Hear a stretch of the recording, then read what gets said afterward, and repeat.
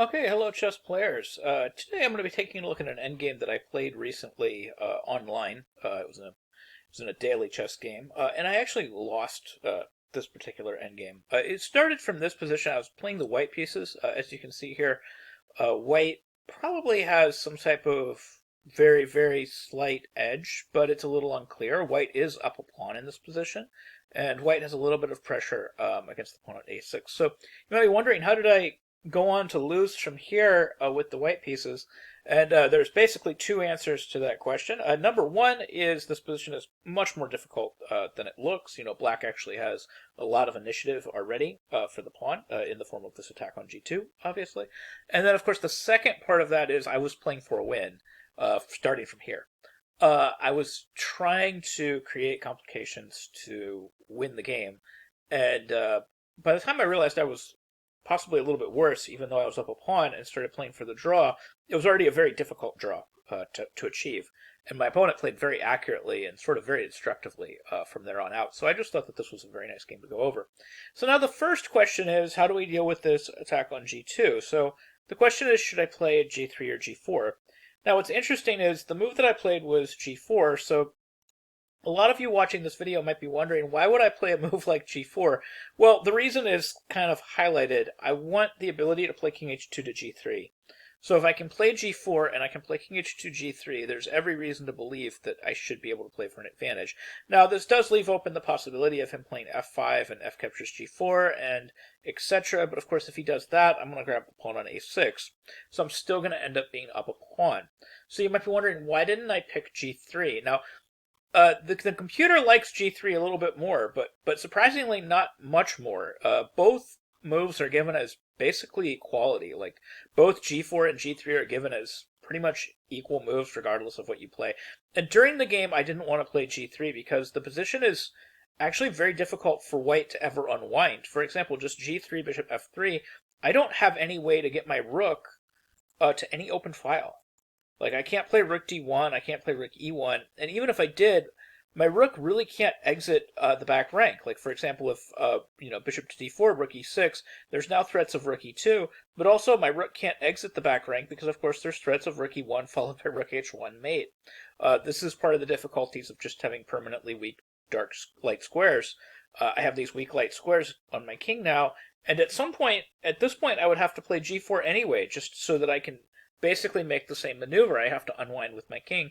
I have to play king to h2 to g4, and black could essentially do the same thing. He could break up the pawns around my king, h5, gh5, bishop h5, king h2, and then rook g6, and I didn't see this as being all that great. Like, for example, rook e1, bishop f3, and I'm just barely escaping the windmill. I would have to play h4, rook g2 check, king h3, and then even just rook g6, king h2, rook g2 check seems like we're almost sort of in a draw by perpetual already.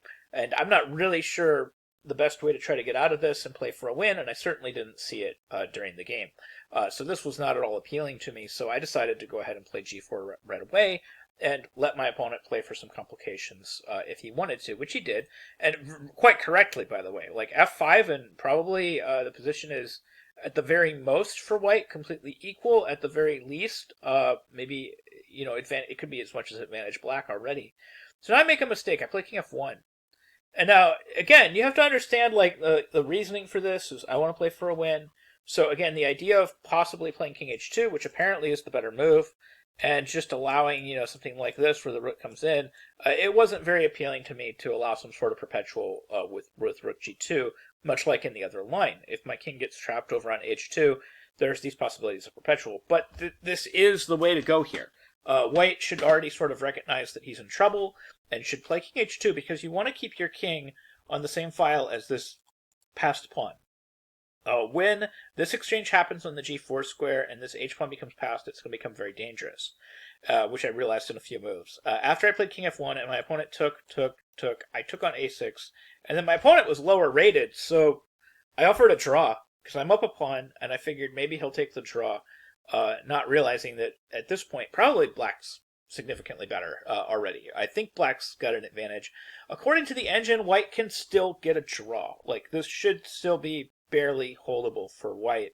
But, just recognizing the fact that your king is now cut off from that queening square, that's really critical.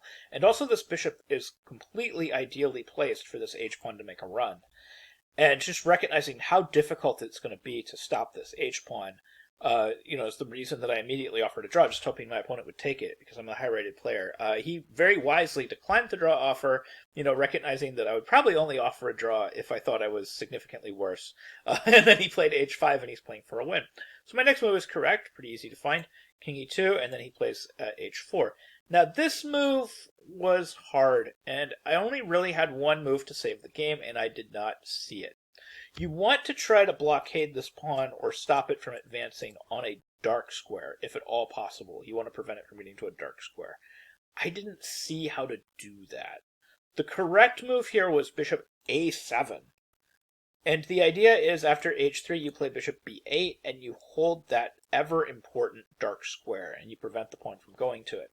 So like at first glance, it seems like, well, this doesn't seem like it helps. For example, if rook g2, we can play king e3, bishop d5, let's say rook a5.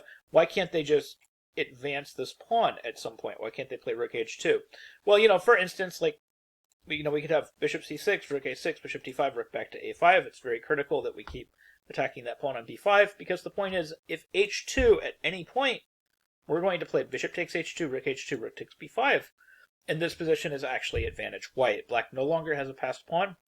White has 3 pawns for the piece, and these 3 pawns are mobile, and the only person that's going to win this game at this point is going to be white. If, this pawn gets exchanged for all of these pawns, even the king and rook and bishop versus the king and rook is a very, very difficult endgame to win. It's only winnable under certain conditions and under certain circumstances. But basically, white's just going to play for an advantage here.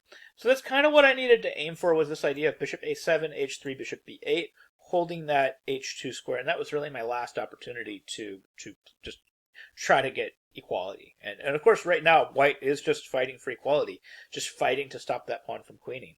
So what I did instead was I played f3, which makes logical sense. It is the engine's second pick, is like the only other move, but it does give advantage black here. It gives a clear advantage to black. It's major advantage black after f3. So my opponent played the correct move, rook g2 check.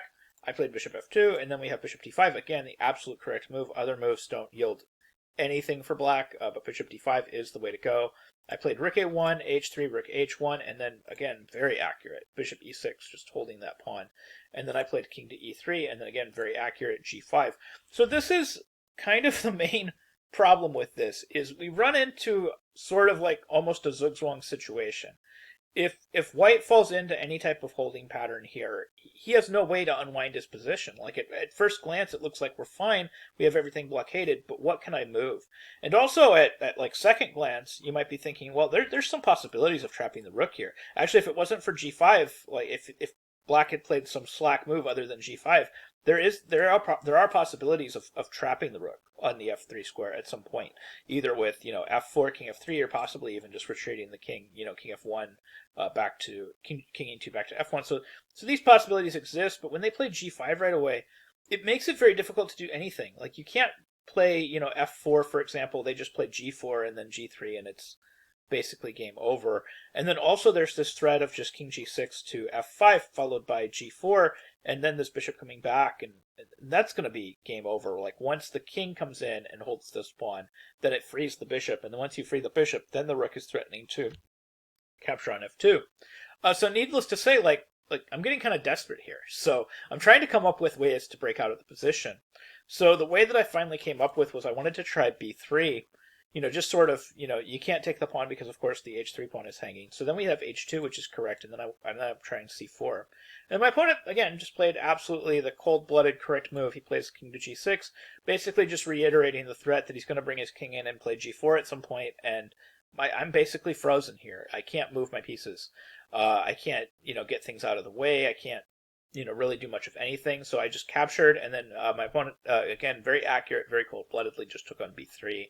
And now this is just an absolute desperation move. I play the move king d4. The point of which is I'm trying to block the bishop from coming back to d5 and make the open threat of running my b pawn, hoping that my opponent won't call my bluff because he can, of course, he has plenty of time to take and get back. But he called my bluff. He just took, and then he got back. So b6, rook takes f3, b7, rook f8. This was the point. And there's a little bit more nuance here. Like I was going to play king c5, which I did. Rook b8, king c6. And if any normal move here, white is okay. You know, like if he allows rook h2, or if he allows king to c5, like it might at first glance appear like you have to play something like bishop to c2 to e4 to get this check in, for example. You know, just like that beginner's first glance, because I am threatening king c7.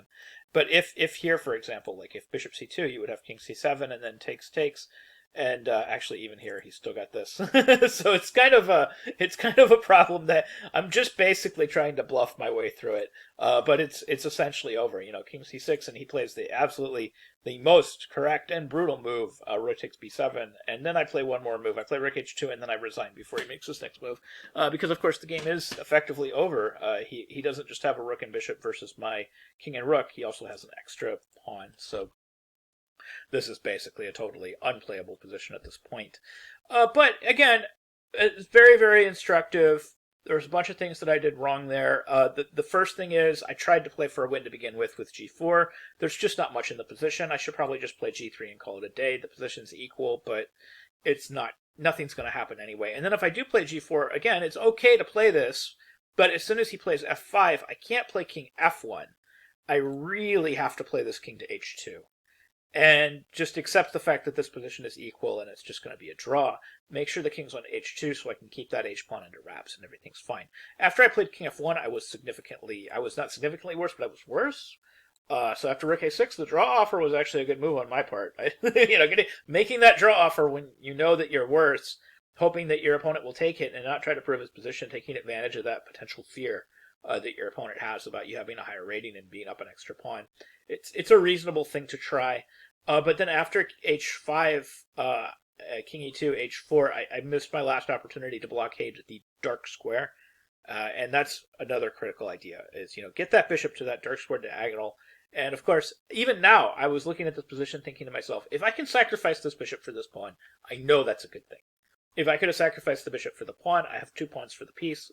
Worst case scenario, best case scenario, I have like 3 pawns for the piece. But even 2 pawns for the piece, if I ever play b3 and c4 and have 2 passed pawns over here, I should have more than enough compensation for the piece. So that was definitely, this bishop a7 move, totally quality according to the engine, and my last opportunity. After f3, rook g2, after f3, rook g2, bishop f2, and then just bishop d5, I'm almost in my own zugzwang. After I bring my rook to h1, I basically forced myself into my own personal zugzwang. As soon as he's played bishop e6, I don't have a way to break out of this position once I play king e3 and he plays g5 and locks me in completely. So anyways, I hope this endgame was instructive. Maybe I gave you a list of things not to do in these positions.